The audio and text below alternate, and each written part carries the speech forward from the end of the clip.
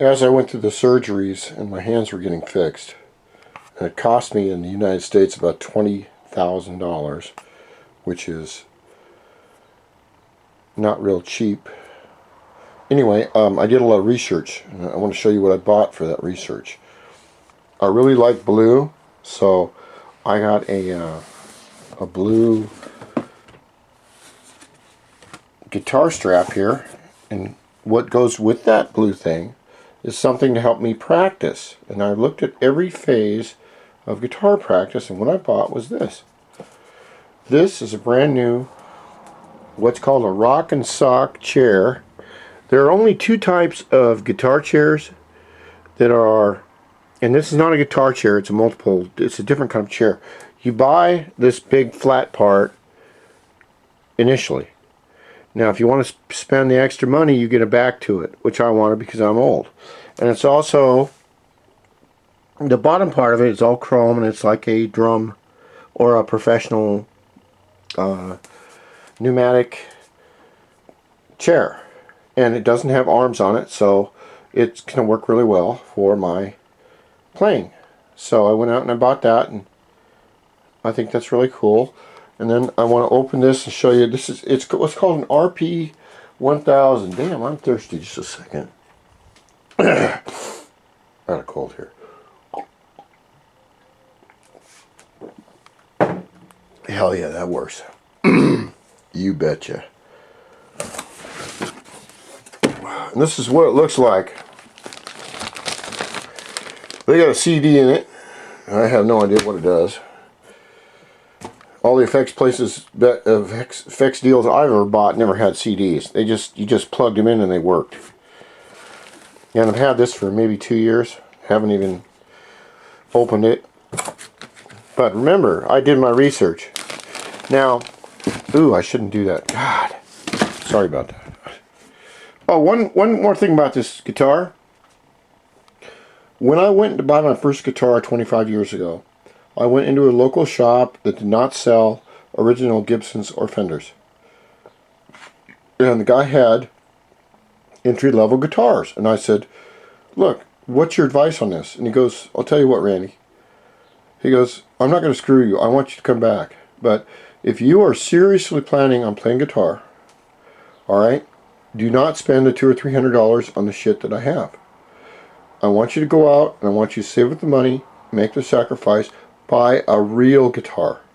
Either a real Fender or a real Gibson, or a guitar that you can have for a long time, because in the end, what you're going to do is you're going to spend $200 or $300 on this guitar, you're going to learn on it, you're going to throw the piece of shit away, and then you're going to buy a real guitar, which that isn't, but I thought it was. And I've always remembered that advice, and I've always remembered I will always go back to a guy that treats me honest.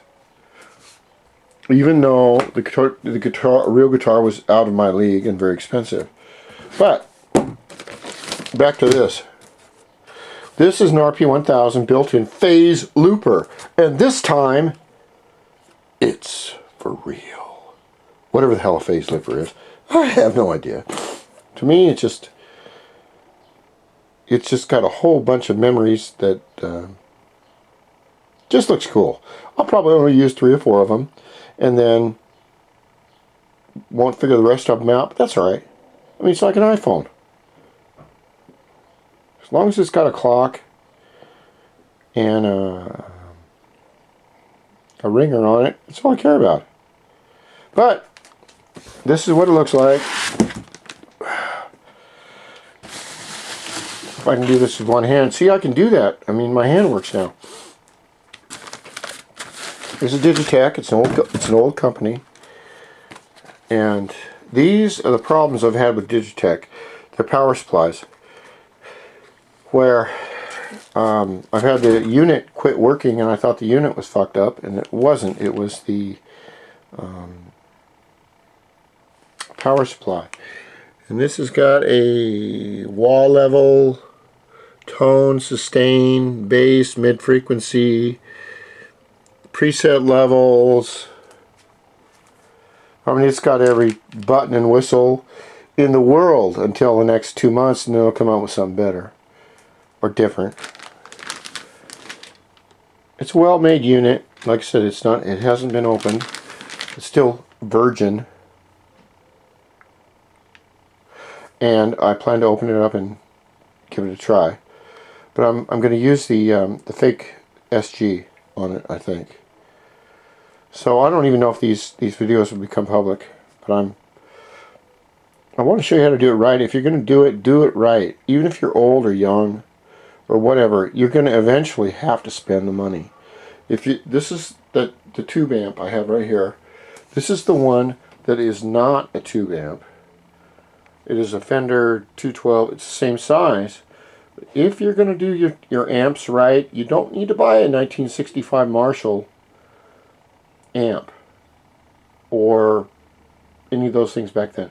Just get yourself a very good tube amp that costs you 2.5 times as much as this piece of shit made in China, and you'll be happy with it, because tube amps have a lot better tonal quality. Now most people will go, "Oh, you'll never know the difference." Oh, yeah, you will, believe me. So spend the money. You're gonna have this for a long time, and it sounds better. It just has a really warm, ringing tone, and it's not tinny like these new Fenders put out the power, but they're electronic, and they're fucking tinny. Okay, I mean, do you want me to bullshit you? Rock on.